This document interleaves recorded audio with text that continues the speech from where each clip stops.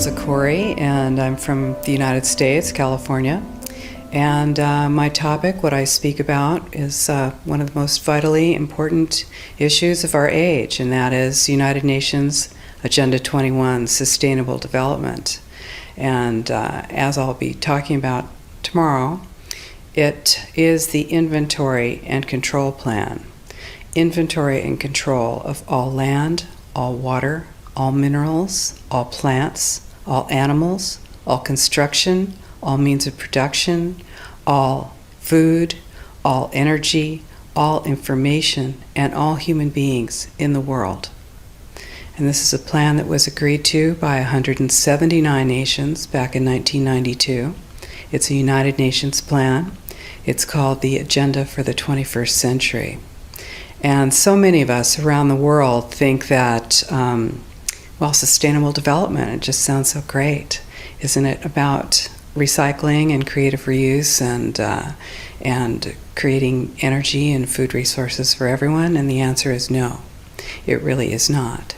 It's about moving populations into city centers, concentrated city centers, and clearing them out of the rural areas. So I found out about it in a very unusual way, actually, because I spent my career as a legal witness, as an expert witness for the California Department of Transportation.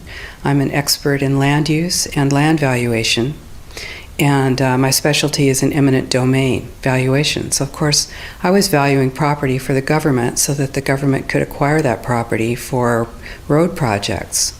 And what I found about 10 years ago, or 10 or 13 years ago, was that land actually, it was very difficult to say what it was worth because you couldn't know what people could do with it because they were being restricted from using their property.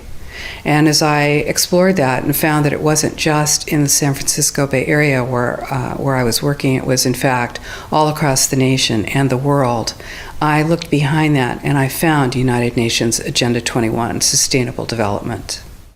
We created the Post-Sustainability Institute in order to educate people about the economic, social, political, and environmental impacts of communitarianism on the world.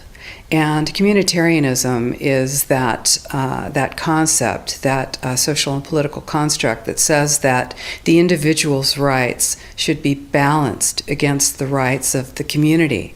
And of course, the community is that amorphous, undefined community that we, when we talk about community, we think we're, of course, part of it and that, it's a positive thing. But really, community is constructed. It's constructed of non-governmental organizations, corporations, and government in order to dictate and regulate what it is that happens around the world. And we, as individuals, have literally no influence on that unless we are in agreement with it. If you dissent against the community, against communitarian law, or against communitarian social tactics, you're rejected and basically made an outcast. And that is something that we wanted to expose to the world. And the reason that we created the Post-Sustainability Institute was in order to sue. We sued our local government, and right now we're suing higher up in order to stop regional plans, because regionalization is the stepping stone to globalization. And globalization is the standardization of all systems. So that includes water, law enforcement, education, energy. All systems have to be brought into harmony in order to control them all. Because when systems don't meet, when they're out of balance or not in sync with one another, they can't be controlled centrally. And the goal of Agenda 21 is one world government and total control from a central unit. America, the United States of America, is really under attack right now. We, in the United States, are, the U.S. landmass is about 2.5 times the size of Europe and has roughly half the population, just over half. That landmass is huge, and about 75% of the population lives in large cities. The goal is to move everyone out of the rural areas and into the large cities, and to destroy representative government, and to move it into to a more to government by unelected boards and commissions. Now, here in the EU, of course, you've already moved to that position, where it's an erasure of jurisdictional boundaries, an erasure of national boundaries. And that is the goal, because, as Zbigniew Brzezinski said in 1995, you can't just impose globalization pell-mell as a total movement. You have to do it incrementally, and the way to do that is through regionalization. And in Denmark, for instance, in Denmark, well, every nation that signed on to Agenda 21 has its local Agenda 21 plan. And people in the United States are completely unaware of this. If I go out and talk about this, the United States press attacks me and calls me a conspiracy theorist, which is totally ridiculous. It is a conspiracy, but it's not a theory. It's a fact.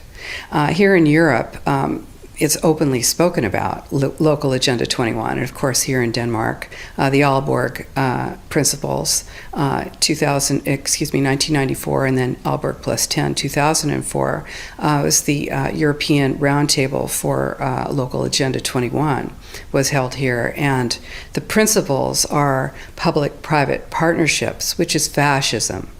And this is how it's implemented on the ground, is through this joining together between corporations, non-governmental organizations, and governments, in order to cut out the actual individual, your voter, and instead to take that to a level where we literally cannot penetrate.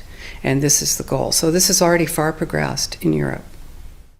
The three pillars of United Nations Agenda 21 are economy, ecology, and equity, the three E's, the social equity.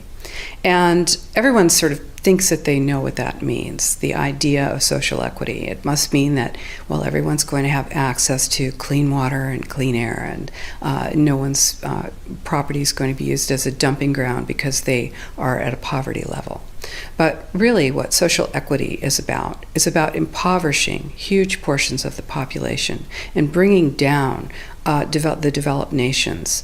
And while this sounds like, it sounds almost like in the United States you'd call that a right-wing point of view, a conservative right-wing point of view. I personally am a liberal.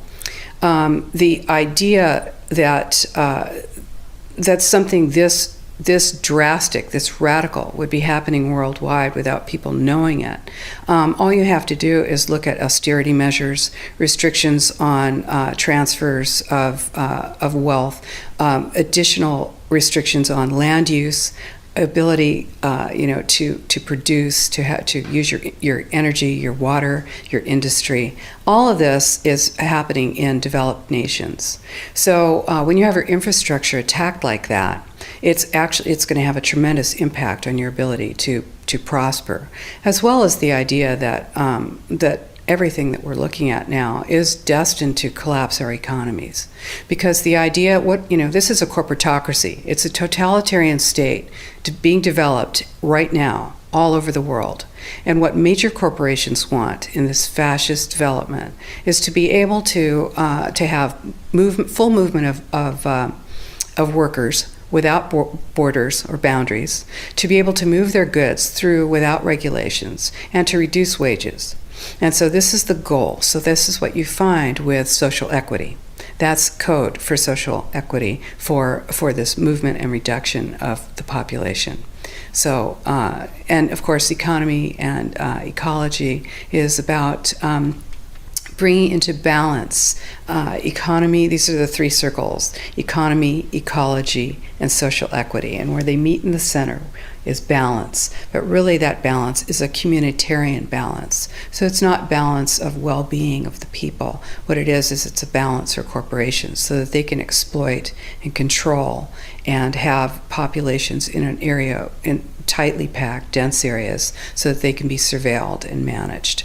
And this is what that balance looks like as far as the development of a totalitarian state is. I think it's very important to know that the people now still have an opportunity to fight. All of us across the world understand that our individuality is at stake here. our most important private property is our body. And of course, surveillance is a vital part. Surveillance, domestic surveillance and control is a vital part of this plan. It is a totalitarian plan. But, just like any other extreme plan, while we are moving towards the end game, we are not there. And this is the opportunity that all of us have now to stand up, to speak out, to refuse to collaborate, to refuse to cooperate, to expose collaborators, to work together to defund these plans, to refuse to demand what it is that corporations want to give us. And so, because no one's holding a gun to our heads right now, we have that opportunity. If that changes, if that moment changes, you certainly won't protest then. So now is the time. And people all over the world are doing this. It's just that the mainstream media is owned by 5 major corporations, and you're not going to get this information from the mainstream press. So you need to be your own press. You need to educate yourself. You need to get out there and educate your neighbors, your community, your real community. You need to help your children understand that they're being indoctrinated from pre-kindergarten to postgraduate school. All of us have a responsibility to ourselves and to others. This is true community, to work for personal freedom. And always remember that even though we work as a group, if we do work as a group, we're all individuals in those groups, and we answer only to ourselves. And this is essential. It's essential as free human beings. This is what we are. We are free, and we need to continue to be free. And I do believe that we will win, but we have to become aware that there is a fight, and then make our friends and our neighbors and our community aware as well, and work together. Right now in the United States, we are moving into massive regionalization. The United States has 50 states, and it's divided into cities, counties, and states, and then the federal government. Instead, Agenda 21 is top-down. It's global, regional, neighborhood, and none of those positions is elected. So in the United States right now, where the development of regionalization is happening very quickly. It's happening with federal funding. There are hundreds of millions of dollars going to local governments in order to have them create regional plans. And what those do is this plan cannot be accomplished without control of land and land use, because, of course, where you live often dictates the kind of life you're going to have. So regionalization takes away our opportunity to have an impact. It takes away representative government. So what we are doing at the Post-Sustainability Institute right now is we are suing to stop the biggest regional plan in the United States, and it is a blueprint for the rest of the country. What this plan is doing is essentially saying that no new development will happen anywhere but in 4% of the San Francisco Bay Area, that all 101 cities and 9 counties will be joined together, and all land use decisions will be made basically by an unelected board. What this will do to land use and land value in the San Francisco Bay Area, to movements of people, to development of business, to freedom, is unfathomable. And people are not aware of it.